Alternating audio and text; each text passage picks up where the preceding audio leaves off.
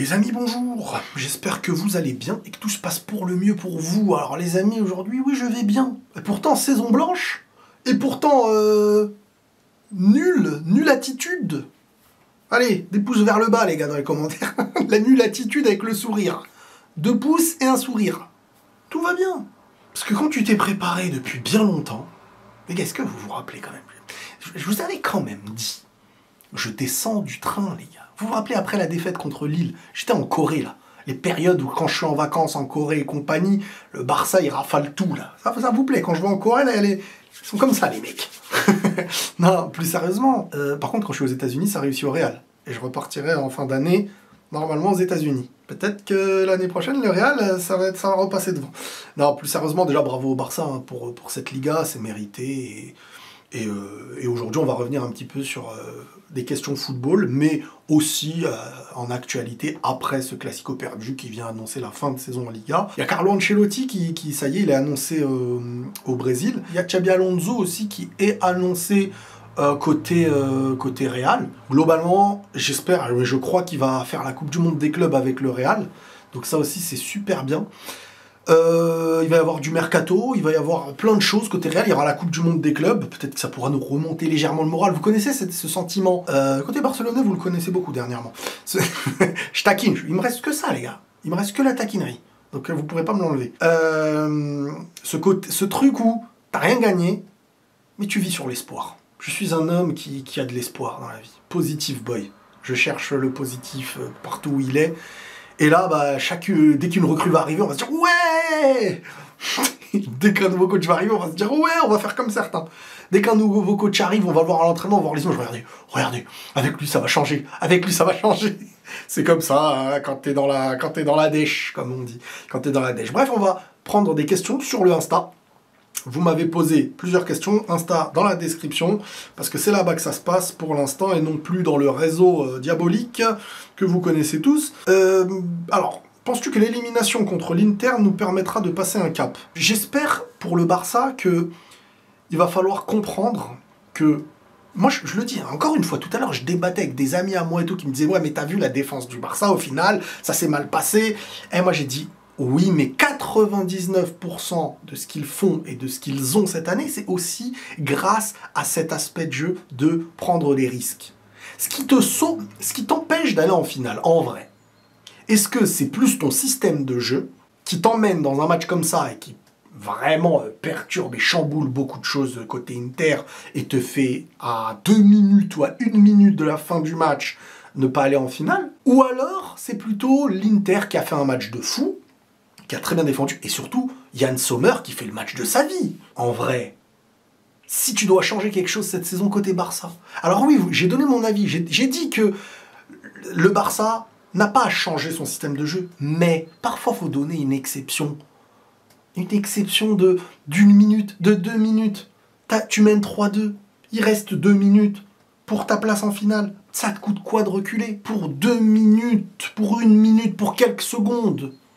Ça ne t'empêchera pas d'avoir ton système de jeu, mais pour sécuriser, c'est peut-être ça qui manque au Barça. Dans une saison, c'est 5 minutes de sécurité dans leur système de jeu que tu devrais avoir. Il y a des matchs où il reste 1 minute, sécurise. Barça n'a pas à sécuriser dans 80% des matchs. Le Barça doit sécuriser dans 1% des matchs de la saison. Le match qui t'emmène en finale, le match qui t'emmène en demi, le match qui... Parce qu'après, il y a de l'énergie qui a été dépensée, il y a les remplacements qui auront été faits, t'es en prolongation, vous voyez ce que je veux dire? Mais je n'irai pas à dire au Barça de changer leur système de jeu. Donc, s'il y a un cap qui doit être passé, c'est sur ces 1% de moments où tu sécurises. Et l'expérience que les joueurs prennent, ça y est, enfin. C'est dur la Ligue des Champions, les gars. C'est très dur la Ligue des Champions. Faut être un petit lascar. Faut être 11 lascars. Faut être 11 mecs qui ont l'expérience. L'Inter, il passe aussi par cette expérience-là. Tu as beaucoup Fran Garcia et Vasquez. Donc tu voulais dire plutôt j'ai beaucoup critiqué. Mais au Barça, ils avaient Gérard Martin et Eric Garcia équivalents. En fait, non. C'est ça que j'ai voulu préciser. C'est que le Real compte sur des individualités, malheureusement. Le Barça compte sur un collectif. Donc quand tu perds en individualité au Real, tu perds sur la base du système de jeu qui est pris en compte et c'est la tactique du club. Là où au Barça, tu perds de l'individualité, c'est un collectif. C'est un système tactique. C'est respecter une circulation de balles. Donc, hormis si tu perds Lamine Yamal, Pedri, Rafinha, Lewandowski dans un match, tu perds Pedri. Alors, Pedri, c'est un élément clé qui va se ressentir. Mais globalement, tu perds un latéral au plus haut niveau. Ça peut se ressentir dans certaines choses, mais ça peut aussi ne pas te pénaliser au point de sortir ou d'être obligé en train de perdre. Vous voyez ce que je veux dire? Au Real, malheureusement, c'est trop une équipe qui joue sur l'individualité, non pas sur une tactique imposée, et t'en enlèves un, t'en remets un, la tactique est la même, mais non. Le Real, directement, tu retires certains joueurs, ça annule. Là où au Barça, ça n'annule pas. Ça peut te rendre moins dangereux sur certains domaines, mais ça ne t'annule pas. C'est ça le truc. Et c'est pour ça que j'ai fait la comparaison où si Gérard Martin, tu le mettais au Real, ça aurait été la même chose que ce soit Vasquez ou Fran Garcia. Même s'il repart avec 2 passes décisives contre le Barça, comment expliques-tu la méforme de Vini? Je pense que Vini ne trouve plus sa place. L'année dernière, il savait que c'était le joueur à qui on faisait la passe qui devait faire les différences individuelles. Avec Benzema, il savait que c'était un joueur qui s'adaptait au collectif Benzema. Benzema, tu ne peux que bien jouer avec lui, même quand tu es un joueur individuel, parce que tu fais pas la passe à Benzema pour qu'il élimine, pour qu'il... Le problème, c'est qu'on lui a ramené un joueur, Kylian, qui lui, ça y est, sur la fin de saison, on peut dire qu'il s'est adapté. Le problème, c'est que maintenant, Vini n'arrive plus à s'adapter à Mbappé, j'ai l'impression. Et en fin de compte, mentalement, il perd en confiance quand il a Mbappé. J'ai l'impression que Mbappé sait que quand on lui fait la passe... En fait, ils ont normalement ces 2 types de joueurs qui ont la même attente et qui ont la même réponse à quand on leur fait une passe. Quand tu fais une passe à Kylian, il sait qu'il doit fixer, il doit tenter de faire des différences. Quand tu fais une passe à Vini, c'est comme si tu faisais jouer 2 mecs de chaque côté. Tu vois, par exemple, un mec sur l'aile droite, quand tu lui fais une passe et il doit éliminer... Tu vois, Dembélé, des joueurs comme Dembélé, des joueurs comme Vini et tout, et tu les mets à côté, et forcément, qui s'adapte à l'autre, qui tourne autour de l'autre, et quand l'équipe n'a pas travaillé de schéma tactique, où chacun sa position, c'est beaucoup plus, vous êtes libre les gars, vous êtes tranquille. Bah Vinicius, psychologiquement et mentalement, je trouve qu'il n'a pas trouvé sa place. L'échec du Ballon d'Or lui a fait mal. Le manque de maîtrise aussi au milieu de terrain fait mal aux offensifs. Hein. Ça, c'est une réalité aussi, parce que si on balance et tu dois faire la diff, et si tu la fais pas, tu es en train de rater ton match, et on rebalance, tu dois faire la diff, oui, mais en face, il y a une équipe. Si en face, l'équipe, elle est meilleure, elle a le ballon, elle est mieux positionnée, elle fait des prises à 2, et que toi, on balance, c'est compliqué. Le début de match, Vini et Mbappé, ils sont dangereux, mais la longueur du match, Vini, tu vois, il est là, il se dit, bon, bah moi, on me fait les passes pour faire les différences. Et c'est tout le monde derrière, Vini Mbappé, à la fois tu peux ni conserver, à la fois... Donc c'est aussi un travail qui est très difficile qui lui est demandé. Mais je pense qu'il n'arrive pas psychologiquement, mentalement, en termes de statut, savoir où il en est avec Mbappé à côté de lui. Pour l'instant, je le vois beaucoup dans ça, avec aussi la claque mentale du football cette année du Real, hein, qui est collectif. C'est pas comme si tout le monde est au niveau et Vini n'est pas au niveau. Hein. On a quand même Bellingham qui a des hauts et des bas, beaucoup de bas. On a l'équipe qui a été qui n'a jamais été dans un état de « on est les meilleurs ». Toute la saison, dès les premiers matchs, tu as eu un complexe dès le début de « on n'est pas les meilleurs ». En Ligue des Champions, etc. Le manque de maîtrise, les départs non remplacés, les blessures, les trucs, ça aussi une répercussion offensive, hein, ça n'existe pas. Tu vois, je prends l'exemple d'un Pedri et tout. Est-ce que Pedri, les saisons où le Barça est nul, il y a Pedri qui est incroyable. T'es aussi dans la répercussion du collectif, malheureusement. Mais Vini est dans une mauvaise saison, et qu'on ne veut pas revoir. J'espère qu'on ne la reverra pas. Mais après ce qu'il a fait, on peut se dire, bon, dans un Real qui a perdu beaucoup de choses et qui se restructure, on va voir ce que ça va donner l'année prochaine, mais il va falloir qu'ils apprennent à jouer ensemble, les deux de devant, quoi. Lamine Yamal est-il meilleur que Messi au même âge? Lamine Yamal, ce qu'il a de plus que Messi au même âge, c'est une chose, pour moi, et qui peut s'expliquer avec le temps, la nouvelle ère, en fait. C'est que il est plus prêt au plus gros match, est pris en compte comme un 11 titulaire indiscutable. Et Messi, très tôt, ça tournait avec Ludovic Giuly, c'était un génie, hein. C'était un génie, dès qu'il touchait le ballon, il pouvait éliminer et tout, mais il n'avait pas encore cette maturité, mais c'était à une autre époque. À l'époque, avant, un mec de 18 ans n'était jamais dans le même profil qu'une équipe type de Ligue des Champions. C'est nouveau que des jeunes de 16, 17 ans, ils sont là, ils peuvent jouer dans un 11 Real, Barça, machin. Avant, il y avait toujours une hiérarchie, tu montes doucement. Maintenant, comme je dis, les jeunes, ils naissent dans un football qui est hyper médiatisé. Le mec, à 3 ans, il regarde des skills techniques qui ont déjà eu lieu, là où avant, c'était 3-4 mecs dans le monde qui étaient vraiment des individualités hors normes. Après, t'avais un lot de joueurs. Mais quand on a connu les Ronaldinho, R9, ces joueurs-là, ils ont révolutionné beaucoup de choses dans le foot. Additionner la technique. Avant, la technique, c'était un mec qui faisait des passements de jambes qui éliminait. Ça demandait pas Après, t'as eu Neymar, t'as eu Ronaldinho et tout. Là, c'était un truc de malade mental. Mais avant, un mec technique de fou, c'était un mec, il était là, il fixait, passement de jambe, il t'éliminait. Aujourd'hui, R9, le style qu'il a, je parle pas de l'impact, hein, parce que c'est une légende, c'est peut-être le meilleur 9 de l'histoire. Mais en termes de ce qu'il faisait avec les pieds, il y a plein de joueurs qui le font. Je parle dans certains gestes techniques. Je parle pas dans le poids du joueur qu'il est, dans Comprenez bien la distinction, je veux pas voir une séquence qui vient me dire « Oh, il a comparé R9, tout le monde joue comme R9 selon lui. » Non, non, non, non. Je dis juste que R9, c'était à base de vitesse, physique, très bonne finition, ça faut pas se mentir, pied droit de ouf devant les cages, et capacité d'éliminer le 1 contre 1. Passement de jambes, je pars à gauche. 2 passements de jambes, je pars à droite. C'était, tu vois, c'était beaucoup plus dans un style comme ça. Aujourd'hui, passement de jambes éliminé, t'en vois plein qui jouent en passement de jambes. Alors moins qu'avant, c'est vrai que parce que aussi l'aspect physique et tactique évolue. Hein. Il y a de moins en moins de vrais 1 contre 1 face à un joueur technique attendu. Donc c'est une nouvelle ère. Pour l'instant, personne sur Terre ne peut dire moi j'ai été meilleur que Messi et tout. Parce que Messi, en fait, c'est simple. Hein, ça. Arrivé à 21, 22 ans, il avait déjà plusieurs ballons d'or, le mec. Et ça a été un joueur après qui a porté. Donc quand on est jeune, et qu'on est truc, on peut faire des petites comparaisons, mais on compare pas encore à Messi et tout ça. Ça se comparera dans une carrière. Parce que commencer plus tôt ne veut pas dire que tu vas finir mieux que les autres. Il y a des joueurs qui ont commencé plus tôt que Zidane, pas du tout meilleur que Zidane. Il y a des gens qui ont commencé plus tôt que plein de grands joueurs. Maintenant, Lamine Yamal, oui, dans l'ère actuelle, il participe à mettre aux yeux du monde qu'à 15 ans, tu peux arriver dans le foot comme ça. Et il n'y en aura pas beaucoup encore. Hein.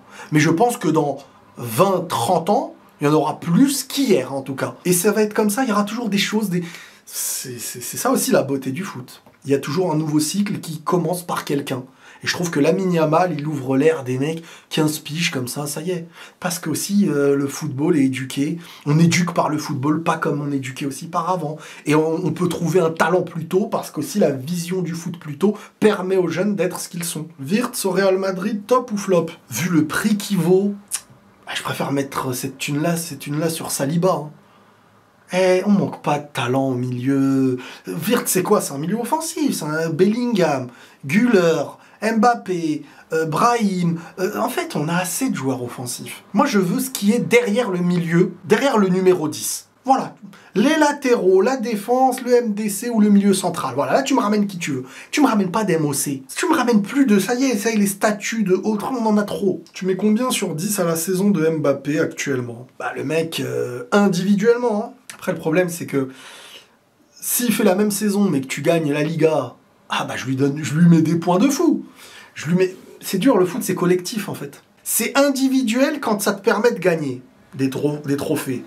Maintenant, s'il prend le Pichichi, tu peux pas lui mettre en dessous de la moyenne, sportivement, individuellement, mais il y a des domaines où la note individuelle n'a pas de sens si elle n'amène pas au collectif. Et je veux l'année prochaine un Kylian de la deuxième partie de saison, dès la première partie de saison, et la deuxième partie de saison de l'année prochaine mieux que la première partie de saison de l'année prochaine. Je sais pas si vous m'avez compris. En gros, je veux qu'il parte sur les mêmes bases qu'on avait en deuxième partie de saison, avec un... Parce que là, il peut atteindre les 50 buts l'année prochaine. Hein, si on prend en compte qu'il fera mieux que la première partie de saison de cette année, il fera pas pire. Et un schéma qui sera plus... Enfin, ce serait plus logique avec Xabi Alonso, quelque chose soit plus cohérent, même si, attention, être coach au Real Madrid avec un tel vestiaire, c'est pas la même chose que les Leverkusen. Mais est-ce que tu peux faire pire que la saison dernière, où il n'y a aucun schéma de jeu, il y a tous les blessés, et t'as pas renouvelé? Est-ce que tu peux faire pire? Non. Donc Mbappé, la note, il peut avoir 6, il peut avoir 7, il peut avoir 8 s'il est meilleur Pichichi selon certains, parce qu'ils vont se dire individuellement qu'est-ce que tu lui reproches, il a marqué un nombre de buts. Et de l'autre côté, on va dire ouais, mais est-ce que contre Liverpool, est-ce que contre Arsenal, est-ce que... Donc ouais, je suis entre le 6 et le 7, parce qu'il y a une première partie de saison qui t'impacte aussi en Liga. T'as des matchs contre Arsenal, contre Liverpool, dans des matchs clés où tu peux lui en vouloir. T'as des matchs bien, comme Manchester City, les matchs contre le Barça, mais est-ce que si tu gagnes pas dans un match où tu mets un triplé, est-ce qu'on peut te le reprocher à toi? C'est très compliqué ce genre de demande. Noter individuellement un joueur qui a des stats, qui est un attaquant, mais qui en même temps... Tu te poses la question de le chamboulement de cette saison. C'est très compliqué. J'aurais du mal à donner une vraie note, en fait. En fait, tu peux me mettre un tableau sur plein de choses. Tu vois, mais voilà. Si tu étais entraîneur, quel schéma de jeu tu utiliserais face à Flick? Alors, face à Flick, en fait, exploiter les espaces, hein, comme l'Inter, ou comme toi, tu le fais. Et ensuite, avoir une défense et un milieu défensif qui est rodé. Une défense qui joue ensemble, des latéraux sérieux, milieu défensif sérieux, et un système de contre où tu peux sortir le ballon et les tuer, comme l'Inter. Mais après, t'es jamais assuré de battre le Barça. C'est ça qui fait d'eux une grande équipe.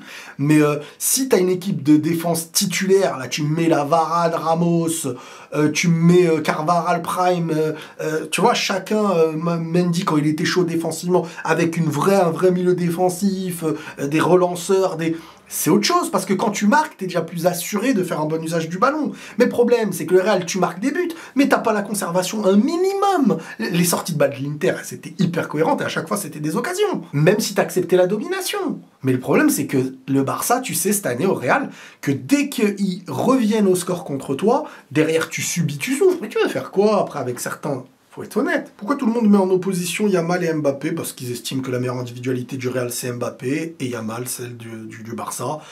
Et ça me dérange pas, parce que c'est ça aussi les classicos retrouvés. C'est prendre des noms, c'est mettre Bellingham contre Pedri. C'est l'année dernière dire Bellingham est un Pedri. C'est cette année dire Pedri est un Bellingham. C'est chaque année les deux postulent au Ballon d'Or. Et t'as les individualités offensives, Mbappé, Lamine Yamal. C'est intéressant, c'est ça les vrais classicos. Donc moi ça me dérange pas. La Ligue des Nations influencera-t-elle le Ballon d'Or en sachant que Rafinha ne l'a pas joué? Bah la Ligue des Nations, ça dépendra. Ça dépendra. Si Lamine Yamal marque les esprits et fait la misère à la France, bah oui, il marquera des points. Forcément. Et après, les absents ont toujours tort pour les points marqués par les autres. Si Lamine Yamal marque des points, genre il met un triplé contre la France, il élimine la France avec des nations, il gagne la Ligue des Nations derrière. Genre, ça marque pas de points, ça? Oui. La question de Rafinha, c'est sa vie. Après, s'il n'y a pas d'autre endroit où lui il peut marquer les points là où Lamine Yamal les marque, les yeux voient. Faut-il pas revenir à l'ancienne et laisser la VAR de côté? Oui, moi c'est mon avis. Hein. Moi c'est mon avis, les mecs. C'est mon avis mais de mettre en place un système. Je dis pas la technologie, faut l'abandonner. Mais le foot, il est bien aussi quand c'est entre humains. Quand le but est validé, c'est but. Sauf si il y a un système qui permet de juger hors-jeu, qui permet de juger les lignes. C'est bon, après un arbitre humain ne peut pas juger ce qui se passe. Ou rajoute-lui des mecs sur la ligne, ou je sais pas. Mais la VAR propose les mêmes problèmes qu'avant. À une échelle différente. C'est que l'arbitre qui se trompe, qui se trompait de lui-même, fait que la VAR amène à une nouvelle tromperie. Appeler quand ça arrange, ne pas appeler quand... Maintenant, vous me dites tous que j'ai raison, entre guillemets, sur cet aspect-là, parce que vous le voyez. Quand le Barça se fait douiller, quand le Real est favorisé, quand le Real se fait douiller, moi aussi je le vois, dans d'autres matchs. Ça change rien. Pour moi, la VAR, elle change rien. Quand je dis elle change rien, il y a des gens qui utilisent le moment où la VAR va revenir justement sur des choses. Bien sûr que la VAR reviendra justement sur des choses. Mais en revenant justement sur des choses dans un match, elle peut ne pas revenir sur autre chose où elle devait revenir. Ce qui fait que ça revient au même qu'une erreur d'arbitre qui a appelé une chose et pas autre chose. Parce que certains disent, j'entends Omar des fois dire, ah heureusement qu'il y a cet outil, regardez là le but aurait pu être, leur but aurait été accepté. Ok, mais si derrière il y a un but accepté qui n'est pas avoué par la VAR, ça crée un truc dans le match qui est pareil qu'avant. Et est-ce que la VAR peut permettre le 100%? Non. Donc, autant laisser l'humain, le truc cohérent, et qui crée moins de... Oula, j'allais faire tomber mon téléphone. Et qui crée moins de polémique. Parce que là, il n'y a pas autant de polémique. Tout le monde parle d'arbitrage tout le temps, tous les championnats. Parce qu'il y a la VAR, tu dis tu as vu, mais tu réagis pas. Pourquoi? Tu as vu, mais tu réagis pas. Mais tu m'arnaques. Tu triches, on voit de la triche partout, on voit des... Donc tu sais plus, après. Comment faire jouer Vini et Mbappé ensemble, les rendre moins égoïstes et... J'aime pas ces termes, c'est des attaquants, hein. Si tu joues en tant qu'attaquant, toute ton équipe, elle sait que t'es là pour marquer des buts, t'es là pour faire des différences. Quand Vini, il fait des différences contre le Bayern l'année dernière en 1 contre 1 à chaque fois, bien sûr, il peut se retourner et faire la passe à chaque fois.